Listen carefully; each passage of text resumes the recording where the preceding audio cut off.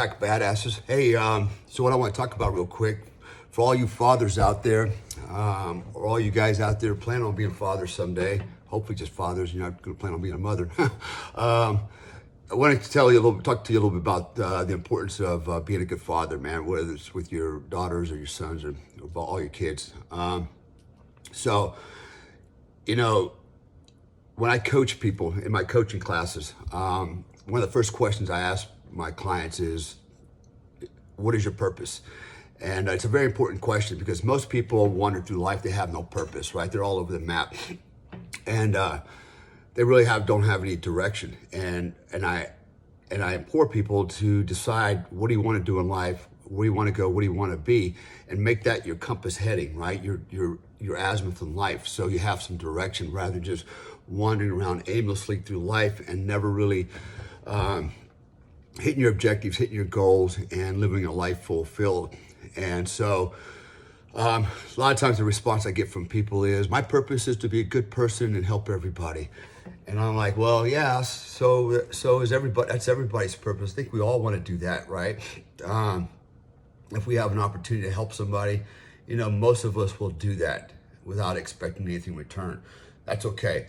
But when I ask the question, I'm specifically asking my client, what do you want to do? What is your purpose in life? What is going to make you whole? What is going to be satisfying? What's going to make you happy?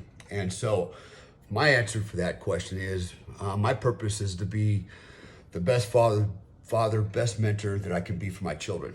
And so for those of you that have been following me for a while might know that my son's also a Green Beret. He's a Ranger, and he's, in a lot of ways, he has followed my steps, if you will.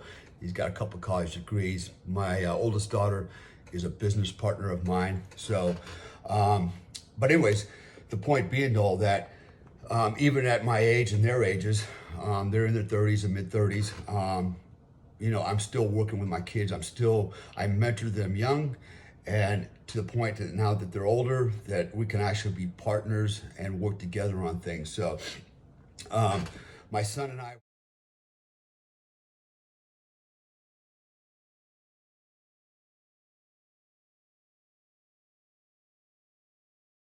we have done bodybuilding competitions together. In fact, the first bodybuilding show that I ever did, I was 47 and he had just turned 23 years old. And we were both in the heavyweight division, which is kind of cool. And we were standing side by side next to each other on the stage.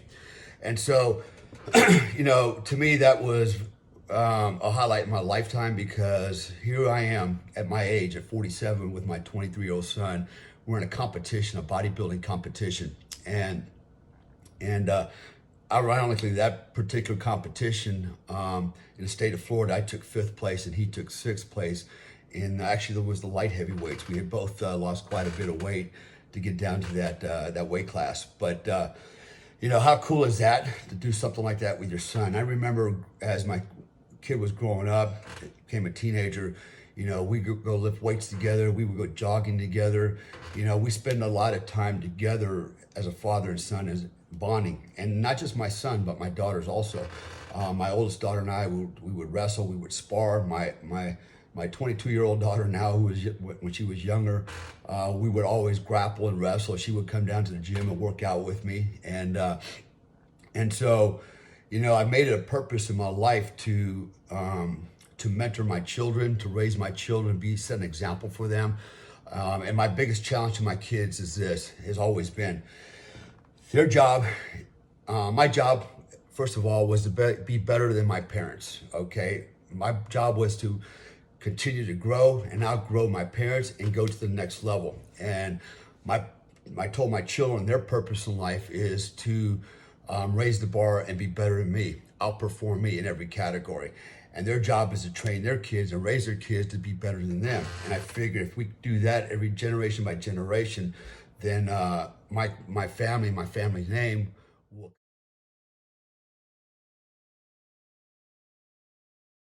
continue to grow, and one day we'll rule the world. So I think, anyways, but the point is, I'm challenging the next generation, my next generation, to be better than me. And the only way I can challenge them is I've got to do the best I can and raise the bar pretty high for them. And they've got to raise the bar even higher and get over those bars. So, mentor your kids is the best thing that you can do. It's, and I'm proud to say that my kids are very successful. And I like to think that it's because of, the leadership and mentorship and my involvement in their lives growing up. My son got involved in martial arts with me when he was 4 years old. And, by the time he was 7 years old, he got his first degree black belt. My oldest daughter got her second degree brown belt. She also was involved in the martial arts training with us. And it's that kind of stuff that's gold because, and I'm talking to the guys out there now, and no offense to the ladies that might be listening. Women come and go, man. They're like buses. There's one along every couple of minutes. And I saw a saying somewhere one time said, if it has tits or tires, it's going to give you problems, man. Ain't that the truth?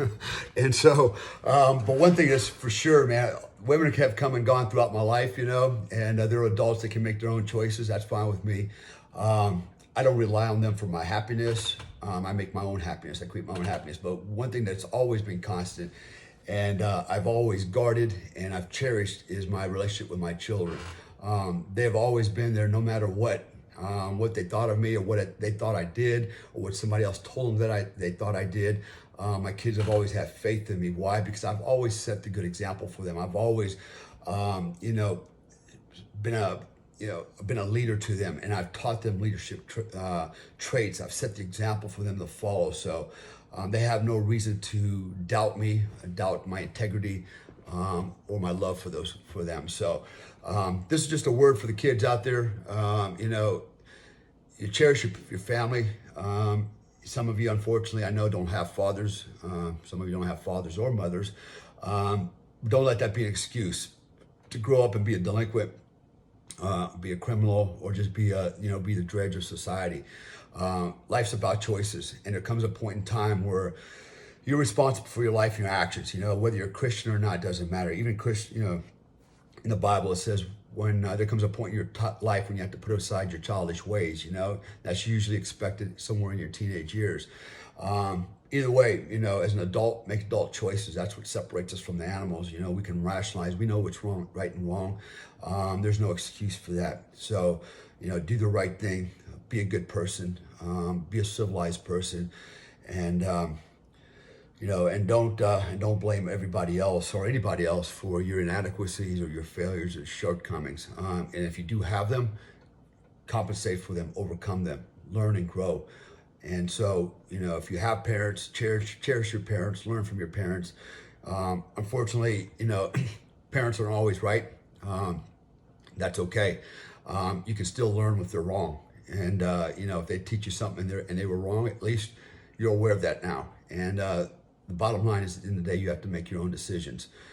For the parents, be the best example as you can be for your children. They're not a burden. You brought them in this world, take responsibility for them. And if you do that and you take care of them, it's the purpose for our living. It's the reason we're alive, is to perpetuate ourselves. And, if you're going to perpetuate yourself, perpetuate an all-star, not a bunch of failures.